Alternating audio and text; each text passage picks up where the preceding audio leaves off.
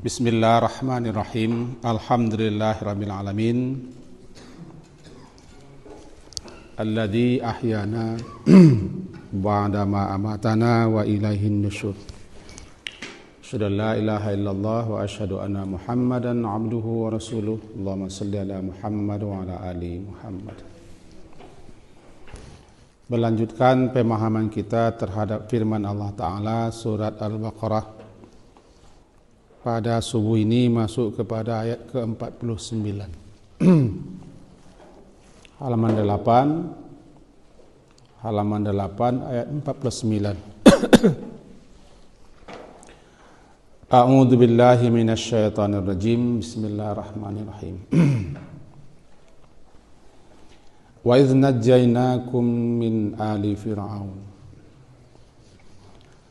yasumunakum su'al 'adzabi yudhabbihuna abna'akum wa yastahyuna nisa'akum wa fi dzalikum bala'um mir rabbikum 'azim.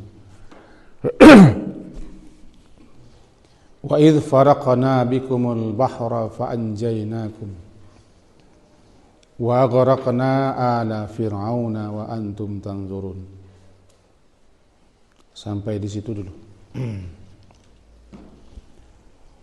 Dalam ayat yang lalu telah disebutkan bahwa Bani Israel umumnya dan Yahudi khususnya yang hidup di zaman Nabi sallallahu alaihi wasallam di Madinah, bertetangga dengan Nabi, berdamping hidup dengan Nabi. Maka dakwah diarahkan kepada mereka di samping kepada orang Arab. Salah satu metode dakwah adalah mengingatkan kepada mereka ajaran-ajaran yang telah disampaikan oleh para rasul mereka, sekaligus mengingatkan kepada mereka agar kembali berpegang kepada kitab suci yang telah Allah turunkan kepada mereka melalui nabi-nabi mereka. Juga mengingatkan mereka tentang berbagai macam karunia, keutamaan dan kemuliaan yang telah Allah anugerahkan kepada mereka agar mereka sadar dan bersyukur. Dan terakhir diingatkan kepada mereka bahwa agar mereka dan kita semua menjaga, memelihara diri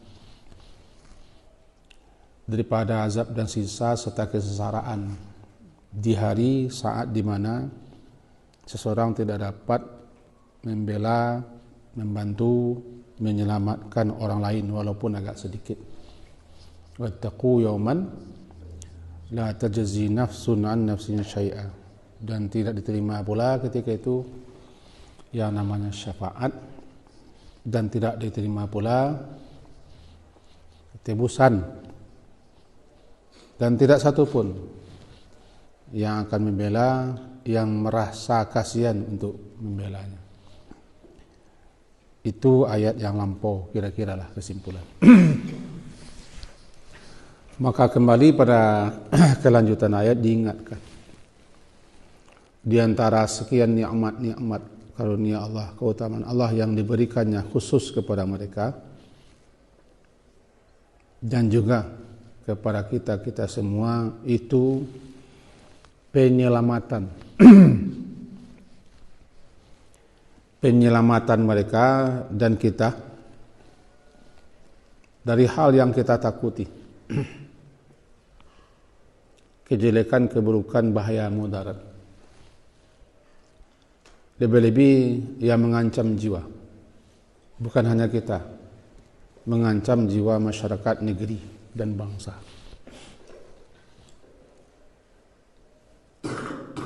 Ayat yang ke-49 itu dia, wa idz najjaynakum, dan ingatlah. Iz secara bahasa iz itu artinya ketika.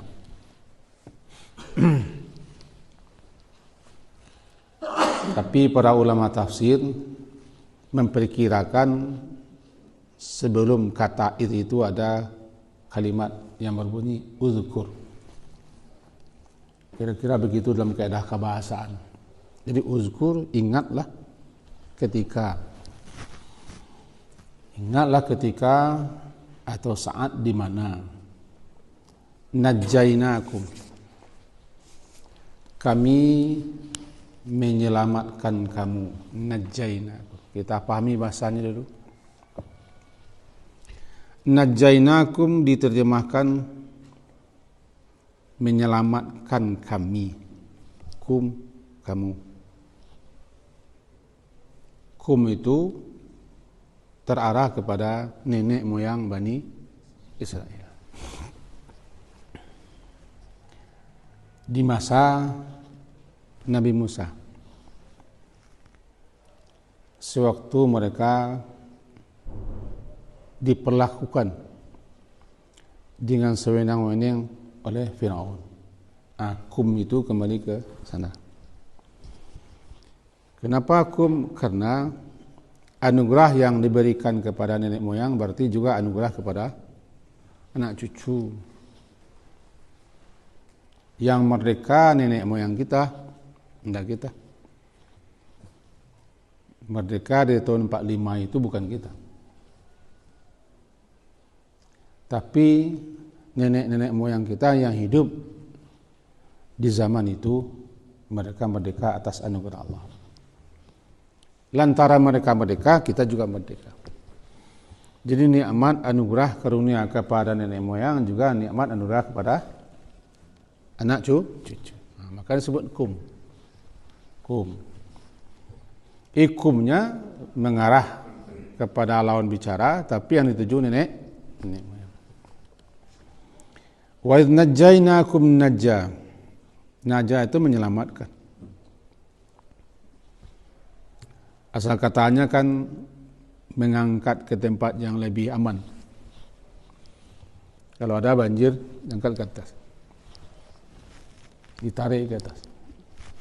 Jadi berarti tempat ketinggian. Jadi kalau orang banjir, tenggelam, ditarik ke atas. Dengan ditarik ke atas, di tempat yang tinggi dia selamat. Itu namanya najah. An-najah. Najwa. Itu juga ada najwa. Nah, najjainakum, ingatlah ketika kami menyelamatkan kamu. Kata-kata najja itu oleh beliau pakar-pakar bahasa itu menunjukkan bukan sekali tapi berulang-ulang kali.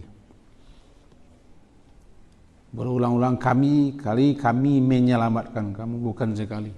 Hai Bani Israel.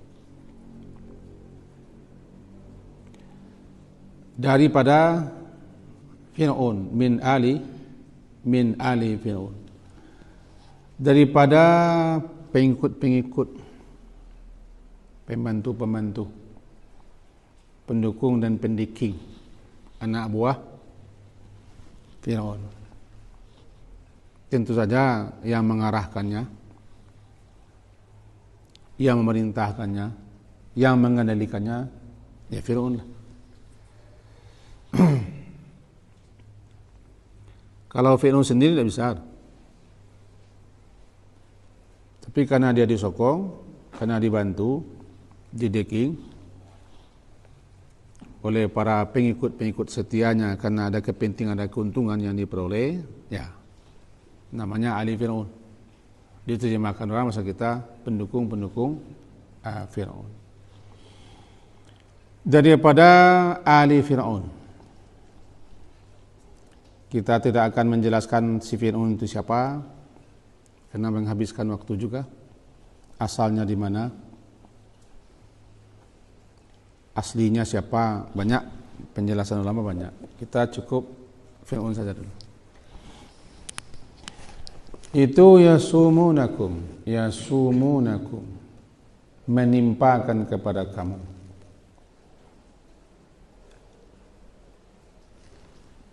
Ya, karena mereka kuasa, lalu ditimpakan.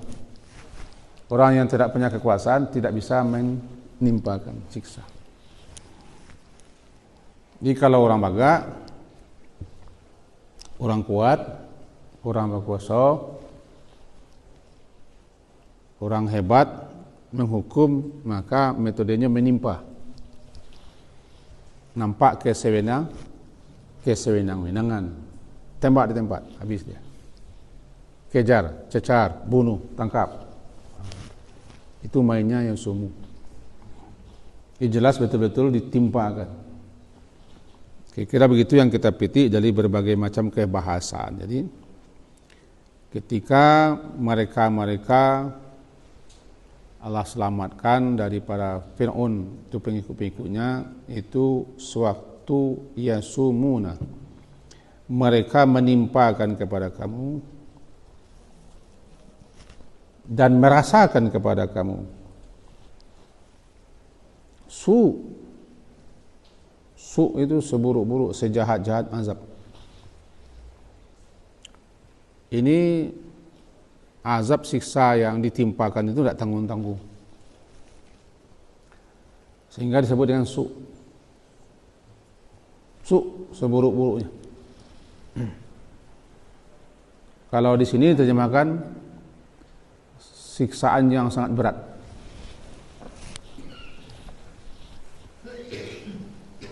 Su'al azab. Apa itu su'al azab? Ditafsirkan. Yudhabbihuna abna'akum. Yudhabbih. Dipakai kata bukan membunuh, menyembelih. Karena kata membunuh dengan menyembelih berbeda.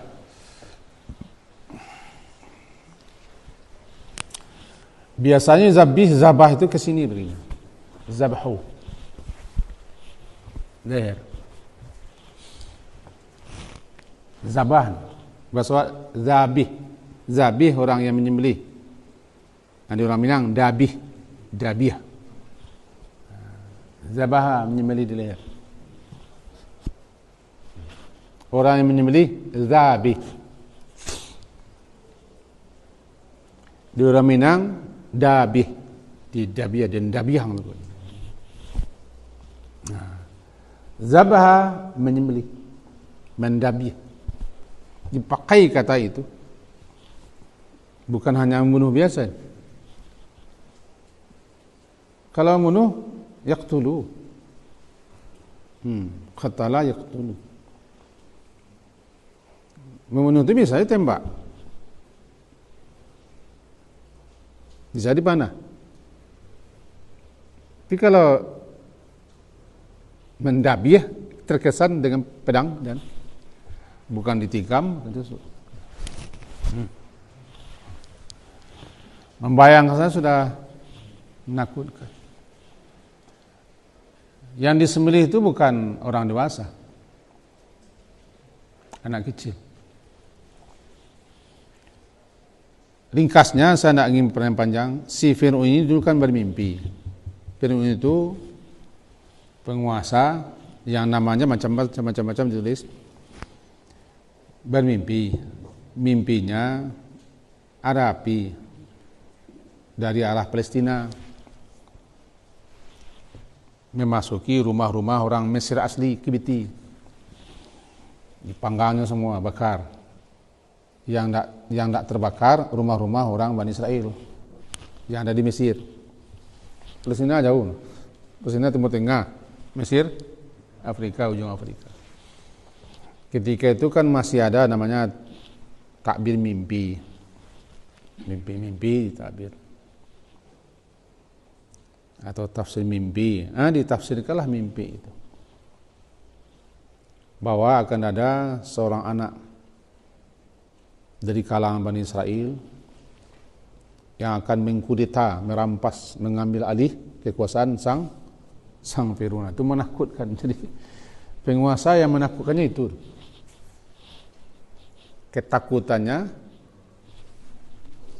Ketakutannya apa yang sedang digenggamnya itu bisa diambil orang. Itu aja. Kalau tidak masalah. Tidak melawan-lawan, tidak bagi-bagi, tidak demo-demo, aman-aman saja. Senang-senang saja. Cuma mau kau bangi orang tu kawak, kau siapa orang lah. Dia bercuyi aja. Takut digoyang.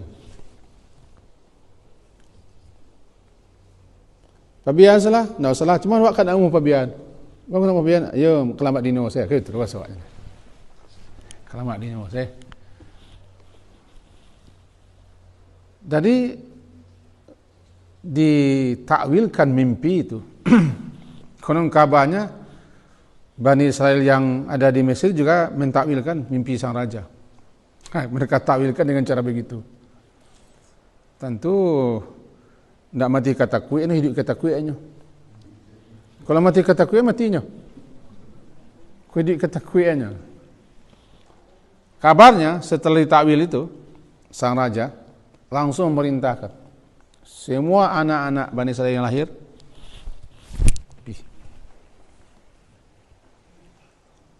Ingat, kulit mereka berbeda tuh. Bani Israel, orang Palestina.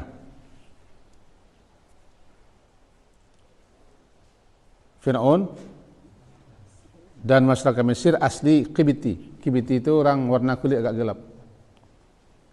Afrika. Berbeda tuh, jelaslah berbeda. Antara mato no ya tabalalangnya pitok saya nak sama. Kulitnya tidak sama. Jadi beda sekali antara orang Bani Israel dengan Bani Israel pendatang ke Mesir. Pendatang.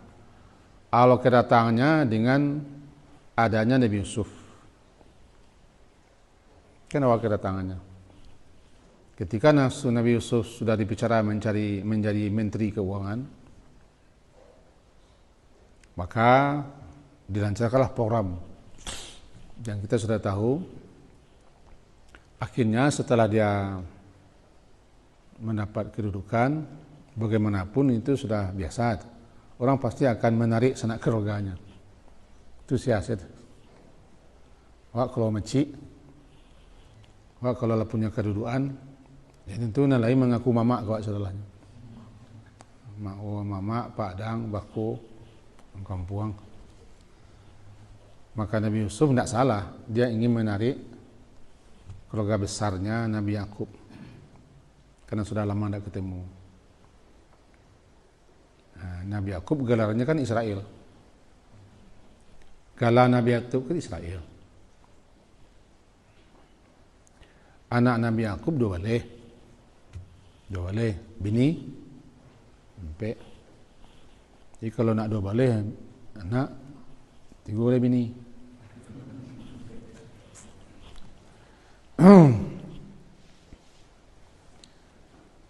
Bini nang ada dan bini nombor dua di sana, anak paman. Nabi Yakub kana yati kana ketek, tapi pamannya tidak mengizinkan sebelum nengadang. Itu loh hebat. Tidak laku gini lah, tidak bisa lah.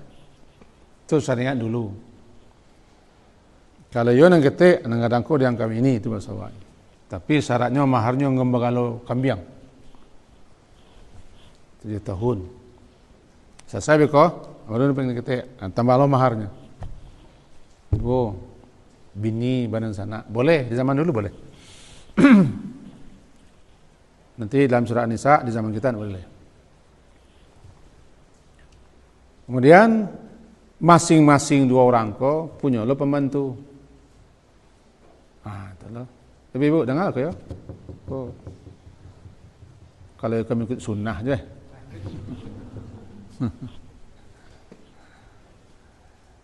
Bini kedua-dua nako menyerah lo pembantu masing-masing untuk jadi istri suami awak. Maka dia mempek bini. Dua boleh anaknya dia mempek laki-laki dua boleh. Nabi Yusuf kau, yo adiknya Bunyamin lahir daripada istri Nabi Yakub yang ketek. Itu muka wajahnya agak tercelak. Sebab amaknya tercelak. Karena hati pertama Nabi Yakub kan kaiku. Itu boleh. Itu kisahnya kan. Kedengkian bersaudara itu lebih hebat daripada kedengkian kepada yang lain. Jangan lupa. kedengkian yang muncul daripada bersaudara itu lebih hebat daripada kedengkian kepada sesama yang lain. Dengkinya Qabil kepada Habil berujung pembunuhan. Berujung pembunuhan. Dengkinya saudara Nabi Yusuf kepada Yusuf berujung pembunuhan. Tapi di tengah jalan ditukar rencana. Hebat. Begitu seterusnya. Bahkan perebutan kekuasaan dan kerajaan itu tuh, antara bersaudara. Kok kemapi kerja? Nah, maka ketika Nabi Yusuf sudah mulai dipercaya di Mesir, menjadi orang besar di Mesir, apabila mengundang Nabi Yakub besar keluarga besar. Saja itu berkembang anak cucu Nabi Yakub di Mesir. Karena gala Nabi Yakub ke Israel, maka bernamalah Bani Israel. Sampai ke zaman Nabi Musa mereka surah ramai. Tapi kadang begitu loh orang awak, membuat bahasanya. Dia hati minta nyantuang. Itu loh masalah. Dia tanah setapaknya nak ke minta sepiliang. Sebelum dia minta tanah. Kira-kira begitulah orang Bani Israel setelah peninggalan nabi-nabi mereka ingin kau Bani Israel ada yang dari wak. Ada orang Bani Israel ada yang dari wak. Ingin menguasai. Akhirnya naik penduduk asli. Kabarnya Fir'aun kau tidak asli sini, orang Persia kabarnya. Yang merantau ke situ, kuasa di situ. Ya Allah alam. Nah, setelah Bani Israel berkembang, lalu ditafsirkan mimpi itu, seketika itu Fir'aun memerintah membunuh laki-laki, menyembelih siapapun anak laki-laki yang lain. Itu luar biasa menakutkan bagi setiap ibu yang hamil dan ibu yang akan melahirkan, dan laki-laki yang akan beranak pun khawatir, luar biasa khawatir, mencekam, menakutkan, cemas luar biasa. Kalau lahir anak laki langsung mata-mata adalah intelijen adalah bernamalah dia isu al-adab, seburuk-buruk azab. Membayangkan itu sangat ngeri. Anak laki-laki kamu yudzabihuna abna'akum. Ketakutan sang raja, jangan-jangan memang kerajaannya dirampas, dikudeta, diambil alih. Jadi kalau seorang raja sudah begitu, dia akan melakukan apa saja. Itu pelajaran mereka. Orang kalau terusik kekuatannya, kekuasaannya, melakukan apa saja kalau dia beriman. Sedangkan masih punya iman, orang sudah mau menyingkirkan.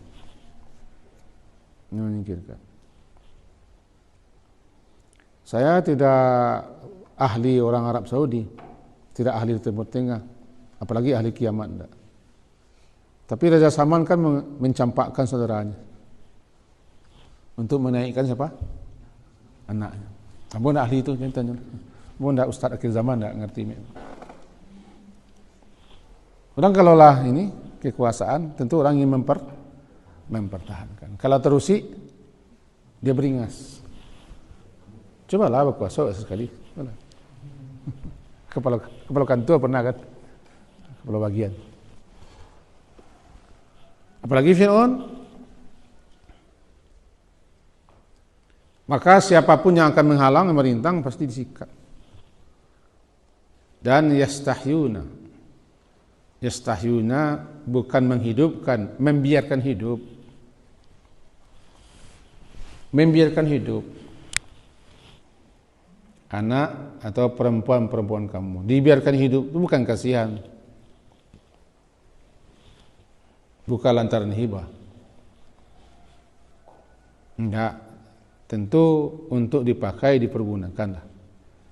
Karena Bani Israel di Mesir dulu menjadi pekerja-pekerja setelah itu. Jadi buru-buru. Nah, kekhawatiran itu pula lah nanti beliau mengusulkan kepada Fir'aun agar jangan membunuh semua anak laki-laki, nanti habis pekerja. habis buruh. Nah, ditugalah bahwa setahun dibunuh, setahun tidak. Lahirlah Nabi Musa di zaman pembunuhan, Nabi Harun di zaman tidak pembunuhan. Itu makanya hidup Nabi Harun. Nabi Harun itu hidup di tahun tidak ada pembunuhan. Nabi Musa lahir di tahun pembunuhan. Tapi karena yang menghidupkan, yang matikan bukan Firaun, hidup Nabi Musa. Hidup Nabi Musa.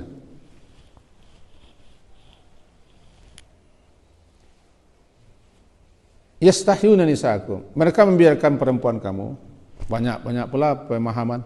Yang jelas perempuan tidak dibunuh. Tidak dibunuh karena perempuan perguna ada 10 sudah dibutuhkan. Baik untuk pelecehan, pemuas ataupun pekerja, ataupun untuk melahirkan anak-anak yang akan menjadi buruh-buruh. Perempuan hidup. Yastahyuna nisaakum wa fi dzalikum bala'um min rabbikum azim. Wa fi dzalikum, dan pada yang demikian itu bagi kamu merupakan bala'un, cobaan daripada Tuhanmu, azim, cobaannya sangat besar. Sedikit kita pahami dulu bala. Bala itu terpakai untuk yang baik dan yang buruk. Bala cobaan atau ujian, yusta'malu fil khairi wasyarr, dipakai untuk yang baik itu yang buruk.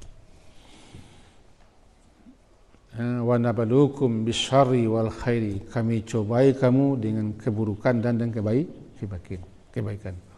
Wa balaunakum bil hasanati was sayiat, itu dalam ayat itu. Berarti kami cobai kamu, ada bentuknya hal-hal yang buruk, ada pula bentuknya hal yang baik. Wa balaunakum, kami cobai kamu dengan hasanat dan sayiat. Di kata bala terarah kepada itu, cobaan atau ujian. Ada berupa yang menyenangkan, ada berupa yang menyakitkan, yang jelek, yang buruk. Kedua-duanya adalah ujian. Itu pula di sini makanya ulama-ulama tafsir memahami ayat ini pertama dengan makna apa yang mereka alami itu adalah suatu cobaan yang sangat berat, ujian yang luar biasa, menakutkan, mengerikan, mencekam, diteror. Bayangkan, wah hidup di rantau, wah hidup di negara orang, nampak koso orang asa, awak pendatang, kalau bayu pendatang. Yang kedua, memahami balak situ adalah nikmat apa? Nikmat penyelamatan. Kami selamatkan kamu daripada Firaun itu suatu ujian, kesenangan, kenikmatan yang sangat besar. Apakah kamu bersyukur atau tidak? Kedua-duanya beredar dalam tafsir. Kalau yang pertama kita ambil berarti wa fi dzalikum, pada yang demikian itu peristiwa-peristiwa yang kamu alami, kalian diperlakukan sewenang-wenang, lalim, otoriter, karena kamu berada di bawah kekuasaan orang. Maka apapun mereka perlakukan kamu sampai nanti ditimpakannya kepada kamu su'al azab. Kemudian Allah menyelamatkan kamu. Allah menyelamatkan kamu daripada itu. Kalau bahasa Arabnya dikasih kemerdekaan, dilepaskan daripada kesengsaraan, penderitaan. Selamat dia, mendapat najah dia. An-najah, selamat. An-najah, mendapat keselamatan. Keselamatannya Allah anugerahkan. Semata-mata anugerah Allah. Tidak ada campur tangan. Menyeberang lautan itu tidak ada campur tangan. Mereka hanya ke sana. Dikejar oleh Firaun di belakang. Ketika Fir'aun tahu bahwa Musa dan Harun mengerahkan Bani Israel untuk pergi berangkat meninggalkan Mesir, Fir'aun tahu, kemudian dibiarkan oleh Fir'aun sementara sampai pagi, biarlah dikejar. Inti kan sampai tepi laut. Agak panjang juga kisahnya. Tepi laut, kemudian Nabi Musa diberi oleh Allah suatu ilham, wahyu untuk memukulkan tongkat. Selamat sekarang. Cerita selamatnya nanti akan menyusul. Keselamatan, keterbebasan daripada sesuatu yang menakutkan sangat. Itu namanya najah. An-najah. Nun, jim, pakai alif, ta, najah. Najah, selamat. Dalam doa-doa kita kena cok. Anja, najah, menyelamatkan. Kalau dalam doa hari-hari, wan najata minan nar, wal afwa inda hisab, wan najata minan nar. Hawin alaina fi sakaratil maut, alaik, wan najata, selamat. Jadi kata-kata najah itu keselamatan daripada sesuatu yang menakutkan. Ya bayangkan orang banjir diangkat ke atas najah dia. Najah itu diselamatkan daripada tempat yang buruk ke tempat tinggi, aman dia. Asal katanya tempat yang tinggi. Selamat dari neraka itu najah, wan najata minan nar. Penyelamatan yang Allah anugerahkan kepada Bani Israel itu adalah suatu bala'un azim, kenikmatan yang sangat besar. Wajib disyukuri. Mesti kalian bersyukur, hai Bani Israel. Bukannya kalian sombong angkuh, kufur, sampai menentang, mengingkari. Syukuri. Nah, kita bawa ke Indonesia, kemerdekaan yang diberikan itu, yang diperoleh bangsa Indonesia tahun 45, itu nikmat. Bala'un azim. Kan kita bangsa Indonesia tertindas. Lebih-lebih Jepang, apa namanya, Romusa, ya. Romusa. Itu kan cuma dengar-dengar cerita loh. Enggak ada lagi yang Jepang sekarang Pak Nono. Nah, itu. Piru dipaksa. Luar biasa. Dijajah Belanda 3,5 abad, dijajah Jepang 3,5 tahun. Selamat. Hanya dengan bambu runcing dan perjuangan-perjuangan. Itu bukan seorang menyelamatkan. Sudah habis bangsa Indonesia berkorban. Itu orang-orang sih tonjol-tonjolan ketih tadi. Bentuknya seorang sih berjuang Indonesia. Apa PT? Selamat. Keterbebasan daripada yang menakutkan, daripada cengkraman yang berujung kepada pembantaian dan pembunuhan, penyiksaan, najah. An-najah. Jadi kan najainakum. Itu semua bala'un azim, kenikmatan yang sangat besar yang harus kamu syukuri,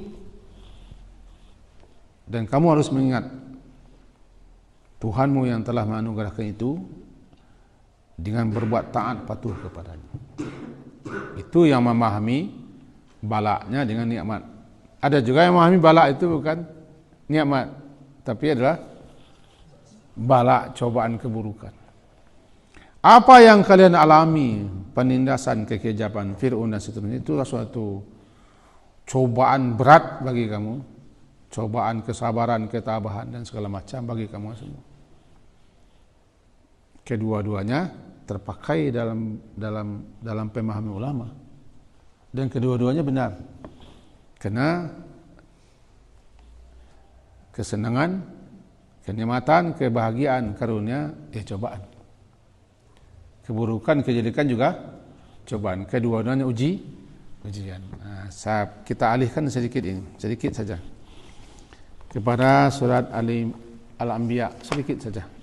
Sedikit, tidak lama, paling-paling menjelang selesai. Surat ke-21 ayat 35 halaman 324. Kita hanya menjelaskan sedikit. Halaman 324 ayat 35 di bawah sekali. Surat ke-21 Al-Anbiya halaman 324 di bawah sekali ayat 35. Kullu nafsin dha'iqatul maut wa nabluukum bisyarri wal khairi fitnah. Ini dia.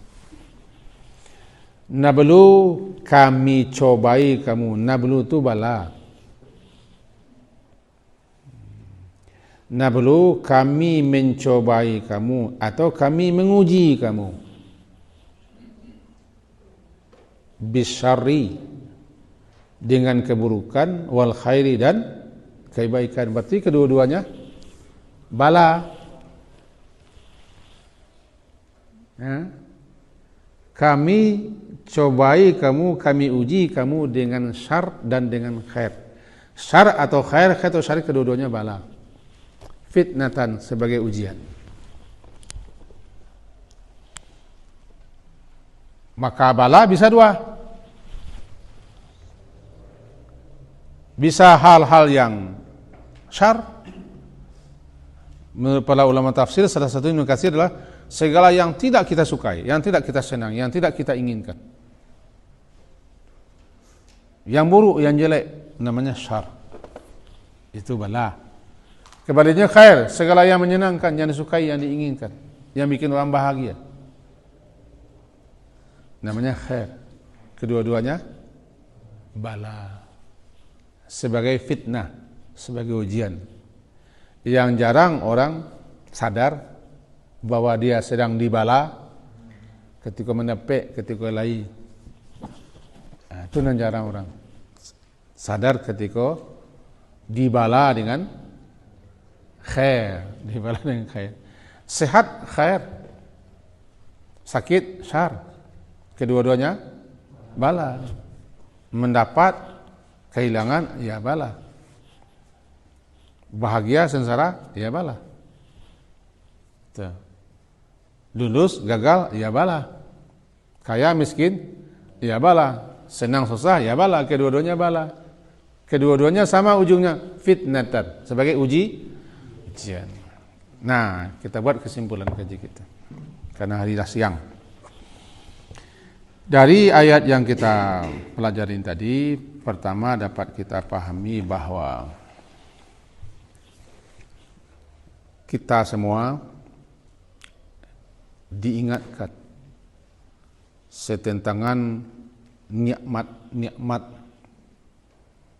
yang telah Allah anugerahkan, agar kita mensyukurinya, jangan mengkufurinya.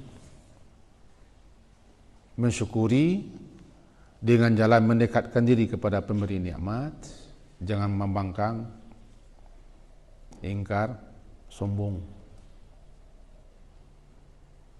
dan jangan sampai kufur nikmat. Satu. Yang kedua, walaupun ayat ini diarahkan kepada Bani Israel yang hidup zaman Nabi, karena Bani Israel tidak ada di kita, tapi ini petunjuk untuk kita. Apa? Ingatlah nikmat-nikmat penyelamatan yang Allah anugerahkan kepada kita, baik secara pribadi ataupun kita ambil kasus semalam, orang melantak auto semalam yang tidak mati.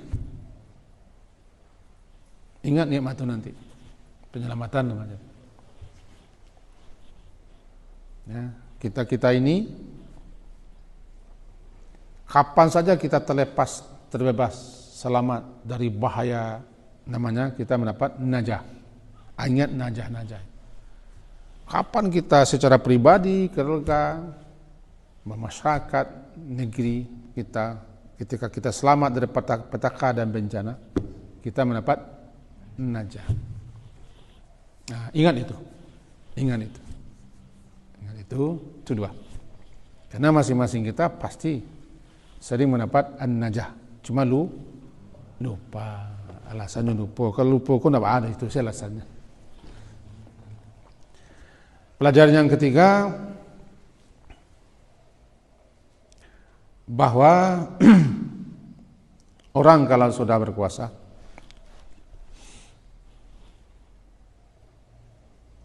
jika dia tidak beriman, maka dia tablintang lalu tujuh patah. Siasana muko lawan. Jika dia penguasa itu tidak beriman dan tidak ingat bahwa dia akan dimintai pertanggungjawaban, apapun yang akan rasanya menggoyang. Kalau Fir'aun dabiah je. Fir'aun dabiah. Dia dabiah lah Bani Israel. Jawa dulu kini orang Nabi Sidang Jakarta, kan di zamannya mendabiah sih. Sidang ini Jakarta. Tembak dabiah. Masuk kawan-kawan Madonna mati di dabiah. Mau kuasa sia saja rasa-rasa kemambe. Dur. Itu pelajaran. Good. Hati-hati menghadapi orang-orang seperti ini. Namanya Fir'aun di zaman kini. Kemudian yang sering menjadi sasaran pelecehan kaum wanita dan sering mengalami pembunuhan adalah laki-laki. Semuanya itu, apakah nikmat ataupun keselamatan nikmat ataupun keburukan kesengsaraan yang kamu alami, bala. Jadilah hidup ini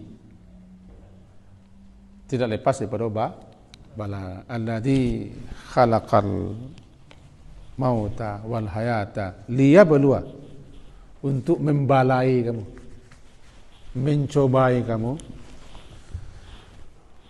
baik berupa hal yang menyenangkan atau yang tidak menyenangkan, baik berupa khair ataupun syar. Tidak bisa kita lapih dari nan dua cukup. Kena siang malam dah, kena hujan taduan. Hujan taduan. Akhirnya tadi jalan selesai lo ada bala Aceh. Sekian kaji kita sepagi kini, semoga. Nah, silakan. Kata Israel kan dilekatkan ke Nabi Yakub. Ya gelai. Iya. Nah, itu tuh sejarahnya Pak. Itu yang Israel kini itu keturunan Itu lakab Nabi Yakub. Isra itu kan hamba. Tuhan, hamba Tuhan, bahasa Ibrani. Ada juga yang mengatakan Isra itu yang berjalan malam. Dialah hamba Tuhan yang berjalan malam hari. Tapi yang paling populer adalah Israel hamba Tuhan. Keturunan Nabi Yakub semuanya Bani Israel sampai Nabi Isa. Maka Nabi Bani Israel yang terakhir adalah Nabi Isa. Sekarang masih ada Israel. Negaranya Israel, orang Yahudi. Yahudi itu bagian daripada Bani Israel. Anak Nabi Yakub 12, suku Bani Israel 12. Memanca mata air 12 itu kan di suku 12. Fan fajarat min usnata asyrata aina. Memanca 12 mata air dilokok oleh Nabi Musa batu 12. Karena suku 12. Yang terkenal Yahudi. Kunun kabarnya Yahudi itu Yahuza. Yahuza anak Nabi Yakub yang kedua dalam penyingkiran Nabi Yusuf. Dilajah orang Arab, Yahuza menjadi Yahuda, keturunan Yahudi. Yahudi itulah yang paling viralnya. Tapi tidak semua Bani Israel Yahudi. Enggak. Yahudi bagian daripada Bani Israel dan tidak semua Yahudi Bani. Nah sekarang kok ya keturunan semua Habaib sekarang. Habaib kami kan keturunan Nabi gitu. Habib dari Rahman kan keturunan Hasan. Yang keturunan Husain itu di Maroko. Nah, di Arab Saudi tidak ada Habaib. Itu lo gen-gennya. Tapi kita tidak bicara itu kan. Akhirnya Bani Israel itu. Lah, kalau ada orang boxing Israel namanya, apa itu dulu. Nah, itu. Jadi itulah penjelasan. Kalau kita kok Banian mana?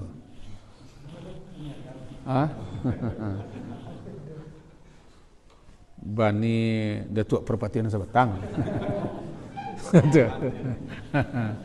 Kawak tak kasih ke di Banian di Minang, kau nak tahu tak? Kemaka di Banian. Seorang jiwa sampai kakek sana tahu. Sampai kata nak tentu tak ada. Itu pun kepada biaya wak. Jadi Banian tu Bani Pili, Bani Cikumbang, Bani Jambak. Kau panggil ni amak kan? Kira begitu, semoga berfaedah. Subhanakallah, hamdika, asyhadu an la ilaha illa anta, astaghfiruka wa atubu ilaik. Sallallahu ala Muhammadin wa ala alihi wa sahbihi ajma'in. Alhamdulillah. Assalamualaikum warahmatullahi wabarakatuh.